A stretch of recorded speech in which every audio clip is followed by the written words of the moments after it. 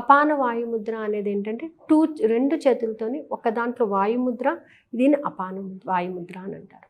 అంటే ఇది ఏం చేస్తుందంటే ఒక్కొక్కసారి మనకి నీ పెయిన్స్, జాయింట్ పెయిన్స్ వస్తుంటాయి. ఎయిర్ బ్లాక్ అవుతుంది. అంటే air block is nothing but మనకు బ్లడ్ సర్క్యులేషన్ సరిగ్గా లేకపోతే, మన బ్రీతింగ్ సరిగ్గా లేకపోతే బ్లడ్ సర్క్యులేషన్ బంద్ అవుతుంది. ఎక్కడో ఒక చోట స్ట్రక్ అవుతూ ఉంటుంది. ఆ స్ట్రక్ అయిన దాన్ని రిలీవ్ చేయాలంటే you have to take the breath properly. So అప్పుడు మనం వాయుముద్రలో కూర్చున్నట్లయితే చాలా బాగుంటుంది అన్నమాట. జనరల్గా పద్మాసనంలో కూర్చొని మనం రిలాక్స్ పొజిషన్లో ఒక 15 మినిట్స్ రోజు కూడా వాయుముద్ర అంటే జ్ఞానముద్రలో కూర్చున్నట్లయితే